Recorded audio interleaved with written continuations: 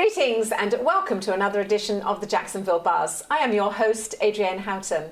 And joining me in the studio today is Lauren Titus, and she is the Editor-in-Chief for Edible Northeast Florida. Welcome, Lauren. Thank you. Glad to be here.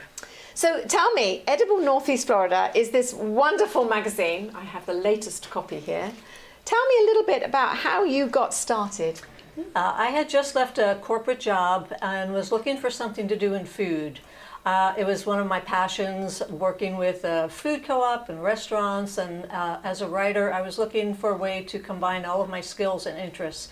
And the woman had just bought the license to Edible Northeast Florida. It's a licensed publication. There's about 80 of them across the country.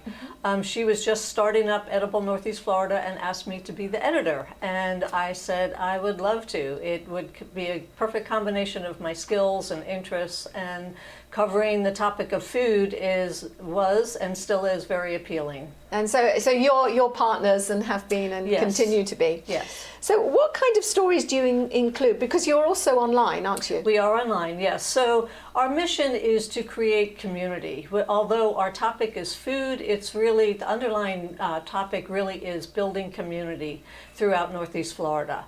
And that comes together over the table, at restaurants, on farms, at home. We have a lot of DIY projects that people can do in their spare time. But really we talk about food, the story of food, where it comes from. We talk about local farms, some of the challenges that they have. We talk about restaurants, what they went through and are still going through from the pandemic. We talk about small businesses because they really are the lifeblood of our community. And we talk about how to get children engaged with knowing where their food comes from. Oh, I mean, that's so important. I think if they know where it comes from and, experiment with them, they grow up with a love of food. Exactly. And I love to eat, and I love to experiment with different foods, and I love to cook as well. What are some of the challenges that you've faced over the years with the magazine? Well, as I mentioned, the pandemic was challenging for everyone, and from one respect or another. We missed printing one issue because all the restaurants just one. Wow. Because the restaurants where we distribute and a lot of the shops were closed. So what we did instead was we shifted to digital, and we created a map of where restaurants were doing takeout or pick up, farms where you could pick up produce because the farmers markets were closed. So we really focused our energy on the digital platform.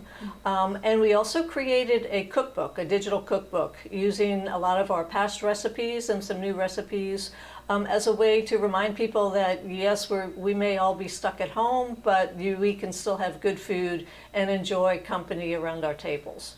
And it's not really just the food, is it? Because you print on recycled paper, right? And the actual print itself is special too. So was it a whole project that you wanted to make sure was sustainable as much as anything else? Absolutely, absolutely. People might think print is dead, but really we've seen a resurgence in our audience and our distribution. We have a list of places we can't even get to because we have such a high demand for distribution. We have a 99% pickup rate. We believe it's because people want to have that connection to where their food comes from, but also the stories behind the food, who's making their food or growing it or delivering it to them. And this, I just might say that this is, you don't buy this, do you? No, it's free. It's a free magazine, and it's a beautiful magazine. It really is. The way it's produced, the articles in it, and where are some of the places that people might be able to find it? We're advertiser supported, so all of our advertisers have copies. So find a copy at the Farmers Market, at Riverside Arts Market on Saturdays, or St. Augustine AMP Farmers Market, a lot of the coffee shops around town, many of the restaurants, some of your favorite restaurants will have copies of them. Marvelous. Lauren, thank you for coming in. How do people find you online? We are at edibleneflorida.com. And you can go there, you can subscribe to the magazine. If you don't want to take a chance and miss it at one of our distributors, you can get it delivered right to your home, and find all of our content on our website, as well as, of course, our social media platforms. Pleasure to meet you, and thank you for bringing in the latest magazine. Thank you. And don't forget, if there's any more information that you'd like to know about anything that you've seen in the Jacksonville Buzz programs, you can get it on the dailynewsnetwork.com.